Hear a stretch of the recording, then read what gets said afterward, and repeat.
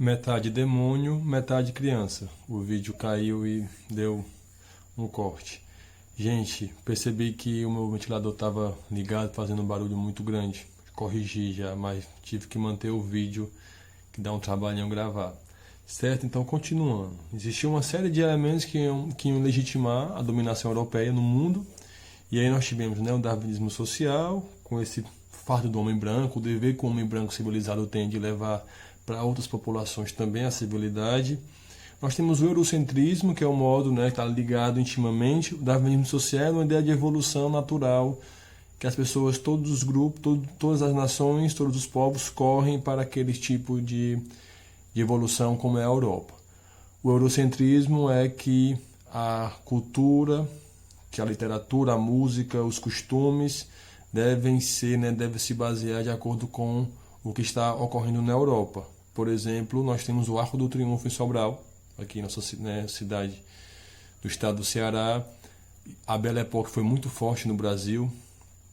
E temos também esse altruísmo europeu, que é de levar, né, o progresso, mas aquelas populações que não querem esse altruísmo, essa ajuda, nós temos a diplomacia do canhão, que é guerra. Tivemos diversos conflitos no continente africano, falando desse continente. Faltou explicar um pouco, né, qual era a fala do fardo do homem branco, lá do Rudyard Kipling. A ideia, quando se fala, né, tomai o fardo do homem branco, enviai vossos melhores filhos, é que o homem branco europeu envia os seus melhores filhos para o exílio, que é os locais mais distantes, e aí eles, né, chegarão lá, serão chicoteados, porque o povo é agitado e selvagem. Então, você imagina que eu falo que aquele povo é selvagem, ele não é humano, logo eu posso dominá-lo tranquilamente até matá-lo. No Congo, que teve o Império Belga, as pessoas tinham o braço decepado, né? Morreram mais de 2 milhões de pessoas, se eu não me engano. Acho que a estimativa é essa, posso dar uma conferida. Mas, assim, foi uma coisa absurda no início do século XX, falando de África, seu continente, porque a África não é um país, são diversos países, e aí são tristes povos, esses povos africanos, povos latino-americanos, metade demônio, metade criança. Se eles não quiserem a evolução, eles são crianças mesmo, então a criança não tem poder de escolha. Falando de Índia, porque nesse vídeo que eu trago, né, sobre direitos humanos, há um momento que vai trazer como Gandhi, em 1915.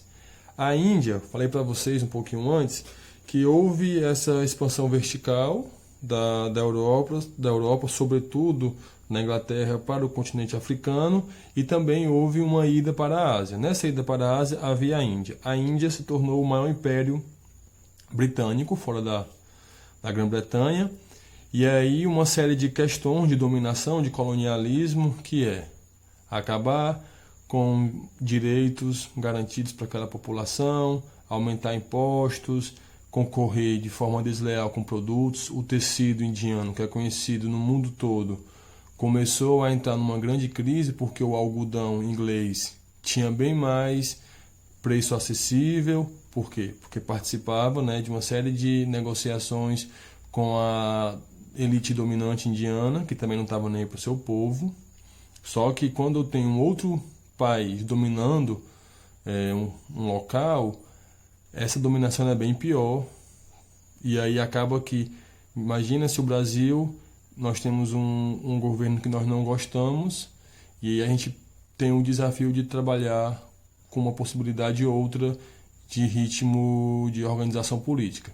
Se esse governo, que nós já não gostamos, ele tem influência, ele tem legitimidade de um outro país bem mais forte, como os Estados Unidos da América, como a Inglaterra, para derrubar esse governo e para que a população tenha poder de barganha, eu tenho que negociar não só com os dominantes daquele meu lugar, como também com os chefes deles, né? Com aqueles que dominam eles. Então é uma dupla colonização. Não colonização, mas é um duplo desafio. E aí a Índia está tomada pela Inglaterra, e o Gandhi é uma figura importantíssima, que cabe um destaque para ele. Ele foi estudar em Londres, estudar direito, retorna para a Índia, logo vai resolver uma questão na África do Sul. A África do Sul é um continente, é um país que tem uma presença muito forte de indianos. E aí, essa ida do Gandhi para a África do Sul resolveu uma questão do voto. Indianos, negros, estrangeiros não tinham poder de voto na África do Sul, né? Já existia um grande apartheid, uma grande segregação racial na África do Sul nesse momento. E o Gandhi vai para lá, resolveu uma questão dos votos, né? A lei de mudança de votos. Ele sai vencedor, perseguido e açoitado, volta para a Índia, e a Índia está vivenciando um período absurdo de dominação inglesa, onde produtores locais de tecido estão indo à falência, a inflação lá em cima, que é o alto preço das mercadorias. Os indianos, eles têm uma alimentação que não é muito parecida com a do Brasil, né? O Brasil, nós temos um consumo de carne, consumo de proteínas via animal muito forte. Já a Índia, nós temos um baixo consumo de vegetais. A Índia é um país que consome muito vegetal, consome pouca carne vermelha. A vaca é sagrada na Índia, além de que é um local que não tem grandes campos e também é bem caro comer carne. Então a Índia tem séculos e séculos e séculos de relação com temperos. E esses temperos, eles são salgados, muitos deles, e aí, né, o sal é um elemento indispensável na culinária indiana, como de um mundo todo, mas na indiana é extremamente indispensável. Acontece que a população indiana estava proibida de produzir sal no litoral por conta de um decreto inglês. Então você imagina, o tecido que eu tinha um preço interessantíssimo de mercado, eu não posso mais produzir, estou indo à falência porque o algodão inglês está tomando todo o mercado interno e externo. E quando eu vou vender tecido indiano para a Europa, como a Inglaterra tem um poderio enorme, ela dá direções para que a população, né, para que os outros países coloquem impostos em cima do tecido indiano. Então cresce o seu preço e ele perde a concorrência com demais tecidos de outros países. O sal, que é indispensável na culinária indiana, também eu não posso produzir e aí pago caríssimo. Tem um sistema de castas extremamente desigual, onde há grupos que não podem acessar as eleições, e isso vai entrando, né? Crise na tecelagem, aumento de impostos, então uma miséria absurda. A Índia passa por grandes fomes. O Gandhi, quando volta da África do Sul, já volta uma figura conhecida, de prestígio, ele vai trabalhar, né, com o contrato de não agressão, que é a ideia do Mahatma. Então é aquele cara que vai por meio da paz, por meio da não violência, propor uma mudança de organização na sociedade, e ele vai começar a puxar um boicote, uma greve geral na Índia. Qual é a ideia dele? A ideia é que o indiano não consuma nenhum produto estrangeiro, fabrique as suas próprias roupas e chega um momento que nem comam, porque para continuar nesse estilo de vida que nós estamos vivendo, sob o domínio colonial inglês, não podemos nem votar, escolher nossos governantes, tudo caríssimo, uma miséria absurda. É preciso que essa realidade mude. Então eu voto, né, como ele é alguém muito religioso, ele acredita na paz como resolução dos conflitos, ele vai propor, né, uma grande greve geral. Na grande greve geral, que foi no dia 13 de abril de 1919, os soldados ingleses atacaram os pacifistas. E aí nós tivemos dentro uma grande greve geral, as pessoas não estavam armadas, estavam caminhando nas ruas, sem gerar nenhum tipo de violência. Os soldados ingleses mataram quase 1.000 pessoas e deixaram feridas mais 4.000 e prenderam centenas de várias, né? E aí, essa conflito indiano, a Índia sai vencedora, né? Consegue uma série uma série de avanços em direitos sociais, demarca que enquanto a Europa está no seu momento dizendo para o mundo que é a forma mais correta, mais desejável de viver em sociedade, essa mesma Europa está lançando para outros países direitos tão desiguais, miséria, fome, assassinato, guerras, conflitos internos. Então é uma coisa que não conversam. Como é que eu vou garantir direitos humanos para uma população, para uma parte da população privilegiada, que inclusive na Europa os direitos humanos não eram garantidos para todas as pessoas, os operários também viviam em condições paupérrimas de vida, os camponeses, eu não posso ter um mundo, um lugar onde vivemos que os direitos humanos é para uns e não outros. Então, entra a Guerra dos Cipayos na Índia, Gandhi, uma figura elementar, e também estoura duas grandes guerras mundiais. E aí também não vou me demorar tanto nesse ponto, mas as duas grandes guerras mundiais vão trazer para o mundo a sua parte mais, na verdade não a parte mais, mas uma parte extremamente agressiva, extremamente desumana, desleal, com milhões de pessoas mortas em um curto espaço de tempo. A Primeira Guerra Mundial, ela tem uma relação fortíssima com a Conferência de Berlim. A Rússia, a Alemanha sai muito descontente da partida do continente africano, a Revolução Bolchevique na Rússia, a Segunda Guerra Mundial já vem no sentido de que a Alemanha saiu prejudicada, e aí tem a figura da ascensão do nazismo. O que nós sabemos é que a Segunda Guerra Mundial e aí os campos de concentração nazistas é a grande encruzilhada dos governos, e é o grande episódio da Segunda Guerra Mundial que vai demarcar a urgente necessidade de nós termos uma Declaração Universal dos Direitos Humanos para que aqueles crimes de guerra não venham mais a acontecer. Morreram praticamente 10 milhões de judeus, os números oficiais e não oficiais. Então nós temos o continente europeu arrasado, o mundo dividido em dois, que é a Guerra Fria, a parte comunista, ou com tendências comunistas, com outro tipo de viver a vida em sociedade, e a parte capitalista tem os Estados Unidos como um grande porta-voz do novo modo de política e organização da vida. Então, em 1948, diante dos horrores das duas grandes guerras, nós temos a Declaração Universal dos Direitos Humanos. Há também uma série de tratados internacionais de direitos humanos e outros instrumentos adotados desde então, como, por exemplo, nós temos a Convenção para a Prevenção e a Repressão do Crime de Genocídio. Tem um filme Ruanda que vai falar do genocídio nesse país do continente africano.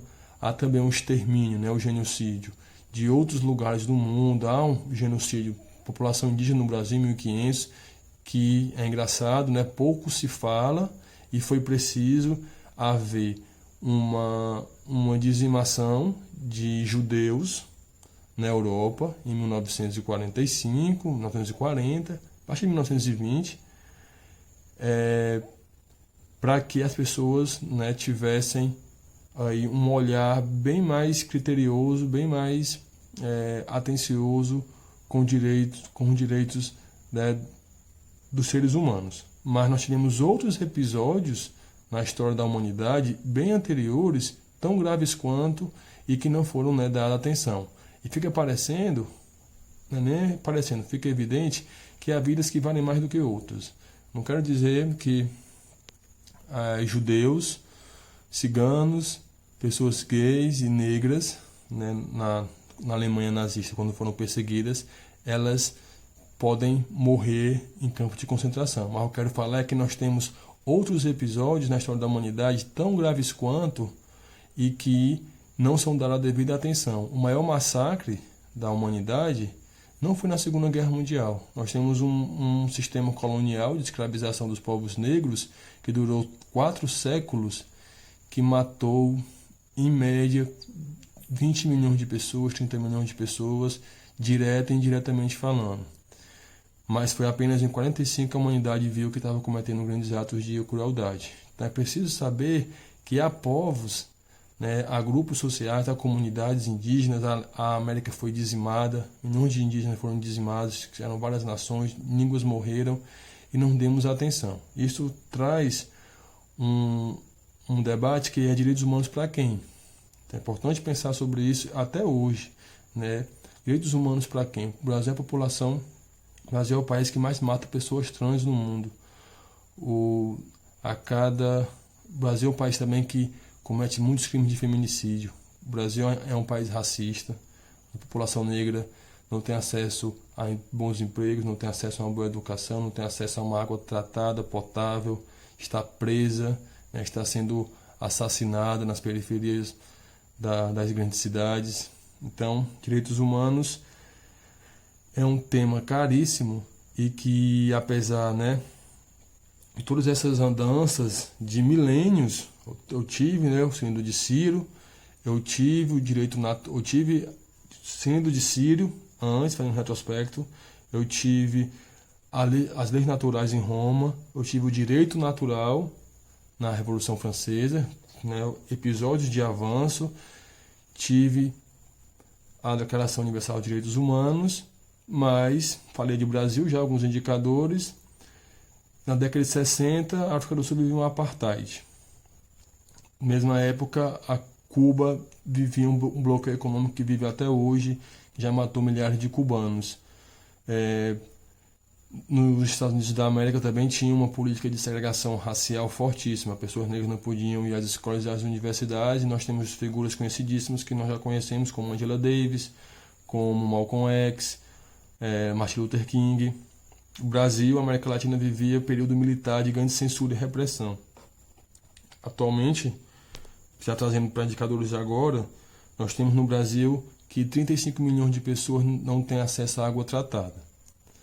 290 mil pessoas foram hospitalizadas no Brasil em 2017, né? Foram internadas.